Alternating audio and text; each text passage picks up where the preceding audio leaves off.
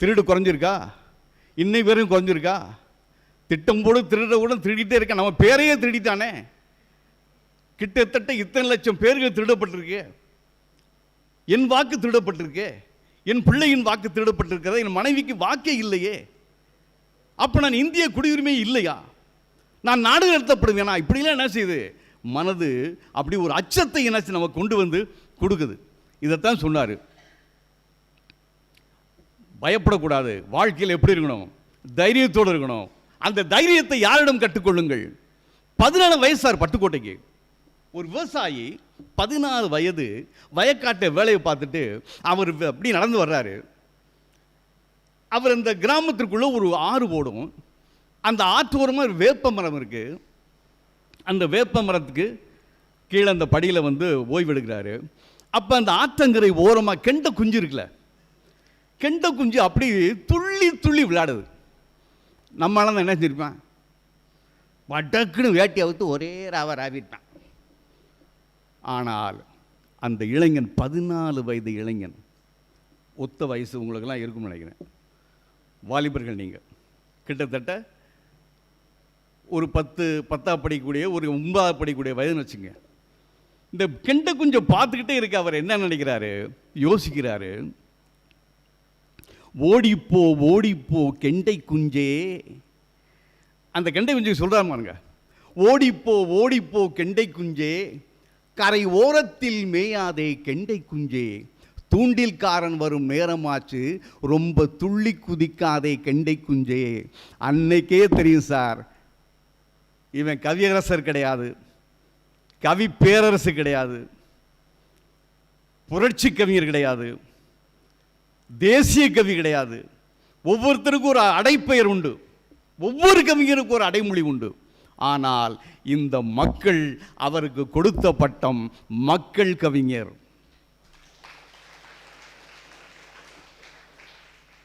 வேறு எந்த கவிஞருக்கு இது கொடுக்கல. இவருக்கு என்ன செஞ்சாங்க? அந்த பட்டத்தை கொடுத்தார்கள். இதில் இன்னொன்று இருக்கு. இவர் யாருக்கும் பயப்பட மாட்டார்னு சொன்ன பார்த்தீங்களா? இந்த பா நீலகண்டன் ஒருத்தர் இருக்காரு, டைரக்டர். இந்த டைரக்டர்கிட்ட போய் இந்த எழுத்தாளர்கள் போய் பேசுறது ரொம்ப கஷ்டம்.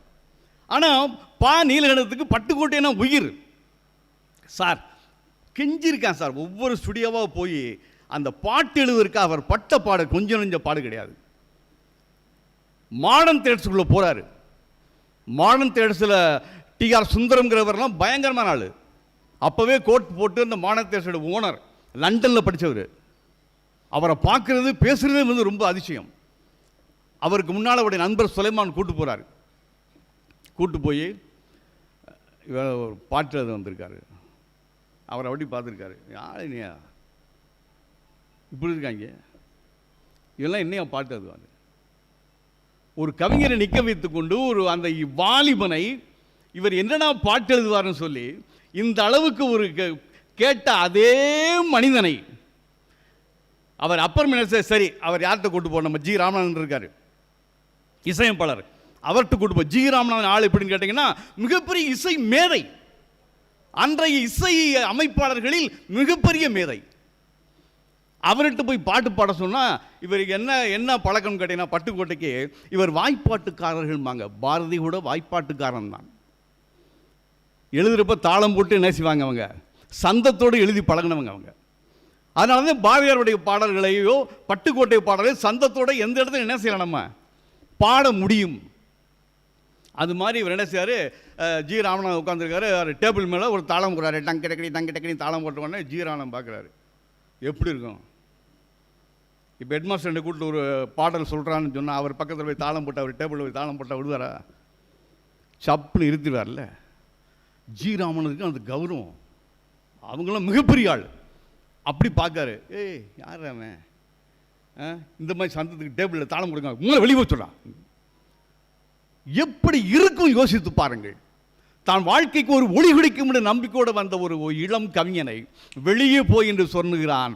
நொந்து போய் வெளியே வராரு. அப்போ ஒரு முடிவெடுக்கிறாரு.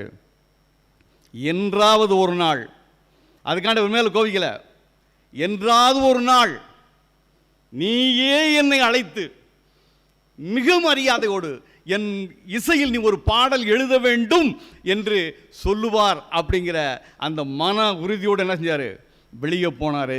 அதுவும் அவருடைய வாழ்க்கையில் நடந்தது. அதுதான் பா நீலகண்டத்தினுடைய அந்த படம். பா நீலகண்டன் என்ன செய்கிறான்னு கேட்டிங்கன்னா, சும்மா இருக்க மாட்டார். ஓயாமல் என்ன சொல்லுன்னு கேட்டிங்கன்னா, இந்த பரியை மாற்று, இந்த மரியை மாற்று, இப்படி போடு, இப்படி போடு, இப்படி போடுன்னு ஓயாமல் சொல்லுவார். இவருக்கு பயங்கரமான கடுப்பு வரும். ஏன்டா நான் எழுதுகிற பாடலை போய் இப்படிலாம் குறை சொல்லிக்கிட்டு இருக்காருன்னு சொல்லிட்டு அப்படிலாம் மாற்ற முடியாது. ஏன் சொல்லிக்கிட்டு இருக்கேன், ஏதாவது மாற்றேன். கடைசியில் ஒரு டெம்போ இருக்கணுமே அந்த இதில். அந்த பாடல் எழுதுகிறாரு. கடைசியில் எழுதி அந்த பாடலை நீலகண்டன் கொடுக்குறாரு. நீலகண்டன் அந்த பாடலை பார்க்குறாரு.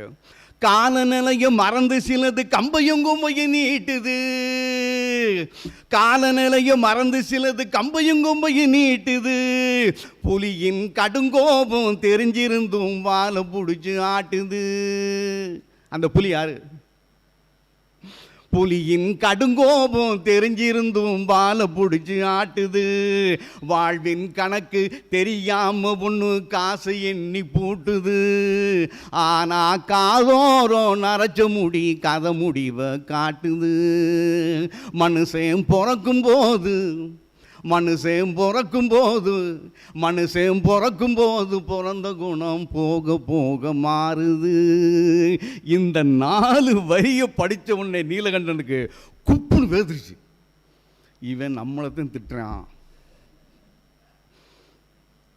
கடைசி வரி அப்படித்தான் இருக்கு. புலியின் கடுங்கோபம் தெரிஞ்சிருந்தும் வாழை பிடிச்சி ஆட்டுதுன்னு எழுதுனான் பாருங்க. ஏன்டா நான் தான் மாற்றி எழுத மாட்டேன், என்னுடைய கவிதைகளையோ என் எழுத்துக்களையோ மாற்றுவதை நான் ஒருபோதும் அனுமதிக்க மாட்டேன்னு சண்டை போட்டுக்கிட்டு இருக்கா. நீ மாற்றித்தான் கொடுன்னு சொன்னா அந்த கடைசியில் வருது பார்த்தீங்களா, காதோரம் நரைச்ச முடி கதை முடிவை காட்டுது. ஏன்னு கேட்டா பா நீலகண்டனுக்கு காதோரம் முடி நரைத்திருக்கும். உடனே நீலகண்டன் பயந்து போயிட்டான். அஜோ நம்ம சொன்னதுக்கு இந்த ஆளை என்ன செஞ்சான், கவிங்க அறம் பாடிட்டான், செத்தான் செத்துருவோம் என்னன்னு சொல்லிட்டு பயந்து போய் மறுபடியும் பட்டுக்கோட்டை ஓடி, கோச்சுக்கிறாப்பா நீ எனக்கு அந்த பாடல் சரியாக வரணுங்கிறக்காக தான் சொன்னேன் அப்படின்னு சொல்லிட்டு இவருடைய ஒவ்வொரு விஷயத்தையும் மிக அற்புதமாக எழுதியிருப்பார் சார். அப்போ நல்லா புரிஞ்சுங்க, 14 வயதில் ஒரு ஆற்றுக்குள் நீந்தி கொண்டிருக்கிற அந்த கெண்டை மீனுக்காக வருத்தப்பட்டவன் தான் வாழ்ந்த 29 வயதிற்குள், நல்லா ஞாபகம், நீங்கள் 29 வயசு நெருங்க போகிறீங்க, ஆனால் 29 வயதிற்குள் அவர் சாதித்த சாதனை, அவர் சிந்தித்த வேதனை, இந்த தேசத்திற்காக இந்த மக்களுக்காக எந்த இடத்திலும் யாருடனும் சமரசம் செய்து கொள்ளாத ஒரு மிகப்பெரிய கவிஞனாய் வலம் வந்தவனவன். எம்எஸ் விஸ்வநாதனுக்கும் இவருக்குமே சண்டை வந்திருக்கு. எம்எஸ் விஸ்வநாதன் பட்டுக்கோட்டையுடைய பாட்டு தான் அவ்வளவு பிரியம். ஏன்னு கேட்டிங்கன்னா அந்த மாடர்ன் தியேட்டரில் பாசவலை பாட்டுக்கு தஞ்சை ராமதாசிலிருந்து உடுமலை நாராயணகவியிலிருந்து எத்தனை பேர் பாட்டு எழுதி பார்க்குறாங்க. பட் யாராலும் என்ன செய்ய முடியல, பாட்டு எழுத முடியல. எனக்கு விஸ்வநாதன் கடுப்பில் இருக்கான். அப்போ தான் சுலைமான் போய் விஸ்வநாதன் போய் கூட்டு போய் காமிக்கிறாரு. இப்படி ஒரு வந்திருக்காரு, பட்டுக்கோட்டைன்னு ஒரு இளைஞன் வந்திருக்கிறான். கூட்டு போடா, நானே நொந்து போய் கிடக்கேன், தஞ்சை ராமதாஸ் எழுத முடியல, உடுமலை நாராயண எழுதல, மருது காசு முடியல, இப்படி ஒரு சின்ன பையில கூட வந்திருக்க சொல்லி விஸ்வநாதன் கோபிக்கிறார். எப்படி இருக்கும்? சரி விஸ்வநாதன் கோபமாக இருக்காரு, நாளைக்கு வந்து பார்ப்போம். நாளைக்கு இவர் அழைத்து கொண்டு போகிறார். அடுத்த நாள் என்ன சார், சொன்னால் போக மாட்டேன், அன்றைக்கி நான் மெட்ராஸுக்கு வேறு போகணும்டா, இந்த ரெக்கார்டிங்கை முடிச்சுட்டு நான் அங்கே வேறு போகணும், பல இடத்துக்கு போகணும், பாட்டு வரமாட்டேங்கிற அந்த படத்துக்குடைய சரியான பாட்டு இந்த பாட்டு தான் அமையலை. ஆனால் இவர் பாட்டு ஆனால் சுலைமான் சொல்லிட்டாரு, அந்த பாட்டினுடைய சூழ்நிலை எந்த இடத்துக்கு எழுதணும், எதற்காக எழுதணும், அந்த சம்பவத்தினுடைய சூழ்நிலையில் இப்போ நான் சொன்னனால பட்டுக்கோட்டை ஏற்கனவே எழுதி பேப்பரில் வச்சுருக்கார். பேப்பரில் எழுதி வச்சிருக்கிற பாடலை கடைசியில் சுலைமான் விஸ்வநாதனே, நீங்கள் பாட்டை நீங்கள் ரெக்கார்டிங் பண்ணுறீங்களே இல்லையோ, தயவுசெய்து இதை வாசாவது பாருங்கன்னு சொல்லிட்டு கொடுத்து போனார். சரி வச்சுட்டு போன்னு சொல்லிட்டு போயிட்டார். போன பிறகு கொஞ்சம் நேரம் கழித்து சரி என்னதான் எழுதியிருப்பானோன்னு சொல்லி அதை எடுத்து என்ன செய்கிறாரு, வாசிக்கிறாரு. வாசித்த உடனே விஸ்வநாதன் கண்களில் கண்ணீர் கசிந்தது. கூப்பிடுறான், இந்த ஒரு இதுக்கு தாண்டா நான் யோசிச்சுட்டு இருந்தேன், வர சொல்றா, இதாண்டா பாசவலைக்கான பாட்டு அப்படி சொல்லிட்டு அந்த படத்தை என்னது, குட்டியாடு தப்பி வந்தா குள்ளநரிக்கு சொந்தம், குள்ளநரி மாட்டிக்கிட்டா குறவனுக்கு சொந்தம், இந்த டியூன் போடுறாரு. அந்த பாடல் சுந்தரத்துக்கு பிடிக்குது. வானம் தேர்ஸில் அந்த படம் வெற்றி பெறுகிறது. இதோடு முடிஞ்சிடல விஸ்வநாதனுடையது. பூஜை அறைக்குள்ளே போய் அடைத்து கொண்டு கிட்டத்தட்ட 3 மணி நேரம் கண்ணீர் விட்டு அழுதுருக்கிறான் சார் எம்.எஸ். விஸ்வநாதன். எவ்வளோ பெரிய ஆள்! ஏன் அழுதார் தெரியுமா? ஏன் அழுதார்? ஒருத்தன் இவ்வளோ தூரம் இவ்வளோ அற்புதமான ஒரு பாடலை எழுதி கொண்டு வந்து நின்ற இளைஞனை நான் உதாசீனப்படுத்தி வேதனைப்படுத்தி கண்ணீர் விட வைத்து அவனை எவ்வளோ வேதனைப்படுத்திட்டேன். எழுதியிருக்கானையா இப்படி ஒரு பாடலை? ஒருவேளை நான் விரட்டி வேறு ஒரு இசையமைப்பாளர் இந்த இதுக்கு பாட்டு இசையமைச்சிருந்தானா, அவன் ஜெயிச்சிருந்தான்னா இந்த வரலாறு என்னை மன்னிக்குமான்னு சொல்லி ஒரு மெல்லிசை மன்னர் மெல்லிதயக்காரனாக கண்ணீர் விட்டு அழுதிருக்கிறார் என்று சொன்னால் அதுதானே பட்டுக்கோட்டைக்கு கிடைத்த வெற்றி. இந்த விஸ்வநாதனுக்கு கட்டை கொடுத்துருக்காரு பட்டுக்கோட்டை. விஸ்வநாதனுக்கு என்னன்னு கேட்டீங்கன்னா, அவர் வரி கரெக்டாக வரணும். மெட்டுக்கு பாட்டு அவருக்கு என்னன்னு கேட்டிங்கன்னா, மெட்டு கொடுத்துருவார், பாட்டு எழுதணும். ஆனால் பட்டுக்கோட்டைக்கு இந்த மெட்டுக்கு பாட்டு எழுத பிடிக்காது. மெட்டுக்கு என்ன செய்யக்கூடாது? பாட்டு எழுதக்கூடாது. வள்ளியம்மா அவர்களே, அவர் என்ன சொல்வார்? டே, கவிதை என்பது தமிழ், கவிதை என்பது ஒரு என்னுடைய உள்ளத்திலிருந்து வரக்கூடிய ஒரு விஷயம். அது கவிதை. இதுக்கு நீ தான் என்ன செய்யணும்? டியூன் பொண்மை தவிர நீ என்ன செய்யக்கூடாது? மெட்டு போட்டு நீ எழுதுன்னு சொல்லக்கூடாது. இது என்ன ஓவியம் வரைகிற விஷயமா? கிடையாது. எனக்குள்ள ஆற்றெழுதுகிற ஒரு விஷயத்தை நீ தான் என்ன செய்யணும்? சிச்சுவேஷன் சொல்லிடுற, நான் பாட்டு எழுதுறேன், நீ தான் என்ன செய்யணும்? மெட்டு போடணும். பெரிய பஞ்சாயத்து ஆகிப்போச்சு. பஞ்சாயத்தானோட கடைசியில் என்ன தேவை செய்யணும்னு சொல்லிட்டு மெட்டை போட்டு கொடுத்துட்டு கடைசியில் ரொம்ப சங்கட்ட போட்டு சொன்னார். அவர்கிட்ட பேசுகிற வார்த்தையை பாருங்க. எழுதி கொடுத்தாரு. எழுதி கொடுத்துட்டு விஸ்வநாதப்பா சொன்னார், அண்ணே, காலுக்கு செருப்பு வாங்கணும்னா காலுக்கு என்ன செய்யணும்? செருப்பு வாங்கணும். நீங்கள் என்ன செய்யக்கூடாது? காலை தூக்கிட்டு செருப்பை தேடி அலையக்கூடாது. செருப்பு கொண்டு வந்து காலை தான் போடணும். காலை தூக்கிட்டு செருப்புக்கு என்ன செய்யக்கூடாது? அலையக்கூடாது. ஒரு கவிஞனுடைய கவிதை என்பது காலுக்கு சமம். நீங்கள் போடுற மெட்டுங்கிறது செருப்புக்கு சமம். பாருங்க எவ்வளவு தைரியம் பாருங்க. ஒரு ப்ரொடியூசர், ஒரு டைரக்டர், ஒரு இசையமைப்பாளர், இத்தனை பேருக்கும் சற்றும் தலைக்காமல் பாடலை மிக தைரியம் சுயமரியாதையோடு எதிர்த்து நின்றுருக்காரு பாருங்க. அதனால தான் அவ்வளவு பெரிய எம்ஜிஆரே வந்து கடைசி வரைக்கும் பட்டுக்கோட்டை என்ன செய்ய முடியல, விட முடியல. அது நல்லா புரிஞ்சுங்க. கடைசி வரைக்கும் அவரை தன் பக்கத்திலேயே வைத்து கொண்டு வாழ்ந்தவர் தான் புரட்சி தலைவர் எம்ஜிஆர். ஏன்னா அப்படிப்பட்ட ஒரு மகா கவிஞன் பட்டுக்கோட்டை.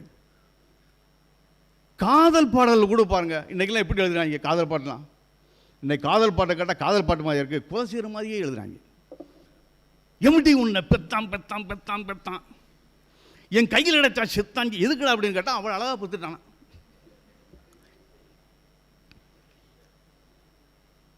யோசிச்சு பாருங்க, ஒரு காதல் பாடலை இன்றைய கவிஞர்கள் எவ்வளவெல்லாம் கேவலமாக எழுதிக்கிட்டு இருக்காங்க. ஆனால் பட்டுக்கோட்டை எழுதினான். கல்யாண பரிசு. ஸ்ரீதர் எப்படிப்பட்ட ஆள் தெரியும்? ஸ்ரீதர்லாம் பயங்கரமான ஆள். 3 மணி நேரம் பட்டுக்கோட்டையை உட்கார வச்சு கதை சொல்கிறார். யோ வா, நீ பெரிய சமுதாய கருத்துள்ள மிகப்பெரிய ஒரு ஆள், எந்த பாட்டை கொடுத்தாலும் அதுக்குள்ளே ஏதாவது ஒரு புரட்சின்னு ஏதாவது வார்த்தையை வைப்ப, இல்லாட்டி ஒரு சித்தாந்தத்தை கொண்டு வந்து சில கம்யூனிஸ்டத்தை கொண்டு வந்து பூத்திடுவேன். ஆனால் பட்டுக்கோட்டை கல்யாண சுந்தரம் இது வந்து முற்றிலுமான ஒரு காதல் கதை. ஆரம்பத்திலிருந்து கடைசி வரை கிட்டத்தட்ட 3 மணி நேரம் அந்த கதையை சொல்லியிருக்காரு. காதல் கதையை கேட்டுக்கொண்டே இருந்த கல்யாண சுந்தரம் அமைதியாக சொன்னார். இந்த வேற ஒன்றும் கிடையாது. ஒரு காதலி காதலிலே தோல்வியுற்றாள் கண்ணி ஒருத்தி, கலங்குகிறாள் அவளை நெஞ்சில் நிறுத்தி. காதலிலே தோல்வியுற்றாள் கண்ணி ஒருத்தி, கலங்குகிறான் அவனை நெஞ்சில் நிறுத்தி. இதான உன் படம்? எப்படின்னு யோசிச்சு பாருங்க, 3 மணி நேரம் உட்காந்து சொன்ன கதையை ஒரு 2 வரியில் சொல்லிட்டு இதான உன்னுடைய படம் என்று சொன்னா பாருங்க. அரண்டு போயிட்டார். ஏன்டா ஒரு இன்னொரு டேட்டா தான் என்ன செஞ்சிருப்பாரு, சத்தியம் வாங்கினார். இந்த படத்தில் எந்த பாட்டிலையும் வந்து உன்னுடைய சமுதாய கருத்துக்கள் வரவே கூடாது. சிரித்து கொண்டார் கல்யாண சுந்தரம். நிச்சயமாக நிச்சயமாக சத்தியமாக சத்தியமாக. என் கையை வெட்டி போட்டாலும் அது இல்லாமல் இந்த பாடல் என்ன செய்யாது, வராதுன்னு இவனுக்கு தெரியும்.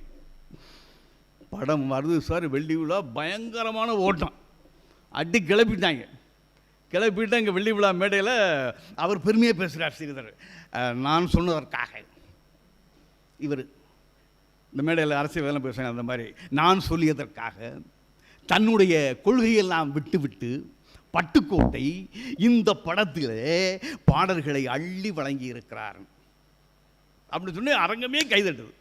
ஆனால் நீங்கள் எப்படி உட்காந்துருக்கேன்னு தெரியல. எதுக்குன்னா நீங்கள் மெய்மறந்து உட்காந்துருக்கீங்க தெரியும்.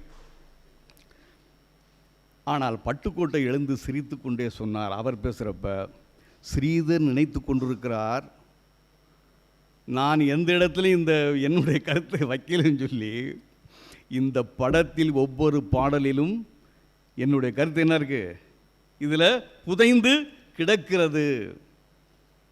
அத்தனை பாடல்கள் சொல்லுவார். உன்னை கண்டு நான் வாட, என்னை கண்டு நீ வாட, உல்லாசம் பொங்கும் இன்ப தீபாவளி, ஊரெங்கும் மணக்கும் உல்லாசம் நமக்கும் காணாத தூரமடா, காணாத தூரமடா. இது நல்ல கேட்டுப்பாங்க. ஊரெங்கும் மணக்கும் உல்லாசம் நமக்கும் காணாத தூரமடா. அந்த நமக்குங்கிறது யாரு? அவன் தான்டா பாட்டாளி வர்க்கம். நீங்கள் நான் ஊரே கொண்டானா கூட இங்கே ஒரு வெடி நல்லா கவனிச்சு பாருங்களா. தீபாவளி நேரங்களில் பார்த்தீங்கன்னா, தீபாவளிலாம் முடிஞ்சு சாயந்தரம் பூரா அந்த குடும்பத்தோட பட்டு வேட்டி பட்டு சேலை அந்த அப்படி ஜருகை சேலை கூட வந்து அப்படியே வெடி போட்டு முடிச்சுட்டு திங்க போயிடுவாங்க. அந்த திங்க போன அந்த மாலை நேரங்களில், அந்த இருட்டுகிற நேரத்திலே 6-7 சின்ன குழந்தைகள் துவைத்து போட்ட கிழிந்த உடைகளை அணிந்து கொண்டு அந்த தெருக்களிலே வந்து வெடித்து நமுத்து போன பட்டாசுகளை எல்லாம் பிறக்கி கொண்டு, யோசிப்பாருங்க, பிறக்கிக்கிட்டு போங்க. பிறக்கிட்டு போய் ஒரு திண்ணையில் அந்த பட்டாசை பூரா பிச்சு அந்த கருமருந்தெல்லாம் ஒரு பேப்பரில் போட்டு அதில் மெல்ல அந்த அந்த கயிறில் நெருப்பு வச்சு அந்த கருமருந்துக்குள்ளே உள்ளே போட்டுன்னு புஷ்ஷுன்னு அப்படியே அது எவ்வளியும். அப்போ அந்த பிள்ளைங்க போது அப்படி ஒரு சந்தோஷம் இருக்க. இதுதான்டா உண்மையான தீபாவளினார். இதுதான் சார் பட்டுக்கோட்டை, இதுதான் பட்டுக்கோட்டை. ஒவ்வொரு பாடல்களுக்கும் அவன் வைத்த ஒவ்வொரு விஷயங்களும் உண்மையில் புல்லரிக்க வைத்த பாடல். எழுதியது 250 பாடல் தான் சார். 250 பாடல்களில். ஆனால் அவர் வந்து பாட்டு எழுதுகிற மட்டும் கிடையாது, நல்லா கவனிச்சுங்க. அவர் வந்து சோத்துக்கு வழி இல்லாமல் திண்டாடுகிற நேரத்திலும் கூட அவர் சக்தி கலைக்குழுவில் நாடகக்குழுவில் போய் சேர்றாரு. அங்கே பாட்டு எழுத போகிறார். பாட்டு எழுத போகிறப்போ ஓயக்கத்தேவர் ஒரு நெருங்கி நண்பர். ஓயக்கத்தேவர் தெரியும் உங்களுக்கு, சும்மா ஜைஜாண்டிக்காக இருப்பார். இவரும் ஒரு கொடும் வெயிலில் நடந்து போயிட்டு இருக்கிறாங்க. சாலையில் நடந்து போயிட்டு இருக்கிறாங்க. நடந்து போயிட்டு இருக்கப்ப பட்டுக்கோட்டையுடைய செருப்பு அறுந்துருச்சு. செருப்பு இருந்தவுடனே ஓயக்கத்தேவர் சொல்கிறார், அண்ணே உங்கள் செருப்பு அறுந்துருச்சுனே. ஏன்னா அவ்வளோ வெயில், அவ்வளோ கொடும் தார் ரோடு. பட்டுக்கோட்டை சிரித்து கொண்டே சொன்னார், உருப்பருந்து போனாலும் உள்ளம் கலங்கேன், உருப்பருந்து போனாலும் உள்ளம் கலங்கேன், இந்த செருப்பருந்து போனதற்கா சிந்தை கலங்குவேன். வரக விசாரி எப்ப பார்த்தாலும் அவனுடைய வாயிலிருந்து வருகிற ஒவ்வொரு வரிகளும், அந்த வரிகளுக்குள்ளும் ஒரு சந்தம் இருக்கும், ஓசை இருக்கும், பாடல் இருக்கும். உருப்பருந்து போனாலும் உள்ளம் கலங்கேன், இந்த செருப்பருந்து போனதற்கா சிந்தை கலங்குவேன். நெருப்பாற்றில் நீந்த துணிந்தேன், கொதிக்கின்ற தார் எனக்கு குளிர் நீர் அப்படின்னா. கொதிக்கின்ற தார் எனக்கு குளிர் நீர். யார் சார் சொல்லுவா இதெல்லாம்? சம்பளமே தராம ஒரு தயாரிப்பாளர் சம்பளம் கொடுக்கல, கேட்டு போறாரு. உள்ள இருந்துட்டு சொல்லுவார், அந்த நிக்க சொல்லு, நிப்பாரா நம்மளு. யாரடா நீ நாயேன்னு கேட்டார். நேற்று உன்னை நடுவீதியில் பார்த்தேன், தாயால் பிறந்தேன், தமிழால் வளர்ந்தேன், நாயை நீ யாரடா என்னை நில்லென்று சொல்ல சொன்னார் பாருங்க. தாயால் பிறந்தேன், தமிழால் வளர்ந்தேன், நீ யாரா என்னை நில்லுன்னு சொல்ல. போட்டு சவுண்டு விட்டு கிளம்பிட்டார். அரண்டான் அந்த ஆளு. வந்து ஓடி வந்து அவருக்குரிய தொகை கொடுத்து போனாங்க. சுயமரியாதை எந்த இடத்திலும் விட்டு கொடுக்காமல், மற்ற கவிஞர்லாம் இறந்து போனான்னு சொல்லலாம், ஆனால் பட்டுக்கோட்டையை காலமானான்னு சொல்லணும். ஏனென்றால் இறந்த காலத்திற்கும் நிகழ்காலத்திற்கும் இனி வருங்காலத்திற்கும் வாழப்போகிற ஒரே ஒரு கவிஞன் யார் என்று சொன்னால் பட்டுக்கோட்டை கல்யாண சுந்தரம் தான். ஏனென்று சொன்னால் அவர் வாழுகின்ற ஒவ்வொரு காலமும் மனிதர்களோடு நெருங்கி பழகிய ஒரு மகத்தான ஒரு கவிஞன் பட்டுக்கோட்டை. ஆக மனதில் வச்சுங்க, பட்டுக்கோட்டையை பொறுத்தவரையில் அவருடைய வார்த்தைகளை நீங்கள் என்ன செய்யணும்? பிள்ளைகள், உங்களுக்கு தான் சொல்கிறேன் நான், தயவுசெய்து கல்லூரி பிள்ளைகள் வாசிக்க பழகுங்கள், வாசிப்பை நேசிக்க பழகுங்கள். தினந்தோறும் ஒரு 10 பக்கமாவது படித்து விட்டுத்தான் நான் உறங்குவேன் என்ற லட்சியத்தை பெண் குழந்தைகளை உங்களுக்கு சொல்கிறேன். நல்லா ஞாபகங்க. இனி வருங்காலம் உங்கள் கையில். வருங்காலம் யார் கையில்? நம்ம கையில் கிடையாது. இனி அவங்க தான் இந்த பேரணத்தை கட்டி ஆளப் போகிறவர்கள். ஆக ஒரு விஷயத்தை பழகிக்கொள்ளுங்கள். இவருடைய கவிதைகளை எல்லாம் தயவு செய்து வாசித்து பாருங்கள். பட்டுக்கோட்டை எவ்வளவு பெரிய மகா கவிஞன் என்பது உங்களுக்கு தெரியும். அவன் மனிதர்களை நேசித்தவன், மனிதர்களுக்காக பாடியவன், மனிதர்களை நோக்கியே அவன் பயணித்தவன். அதனால் தான் என்னவோ மனிதர்களை நேசிக்கிறவர்கள் எல்லாம் குறைந்த வயதில் செத்து போகிறார்கள். அவர்களுக்கு எத்தனை இஞ்சி நெஞ்சிருந்ததை பற்றி கவலை இல்லை, அவர்கள் எவ்வளவு உயரமாக இருந்தார்கள் என்று கவலை இல்லை. ஆனால் இன்றும் வாழ்ந்து கொண்டிருக்கிற ஒரு சுயமரியாதை கவிஞன், சமத்துவ கவிஞன், மக்கள் கவிஞன் பட்டுக்கோட்டையே எனது பார்வையில் என்னை கவர்ந்த கவிஞன் என்று சொல்லி வாய்ப்பளித்த நல்ல உள்ளங்களை வணங்கி விடைபெறுகிறேன். நன்றி, வணக்கம்.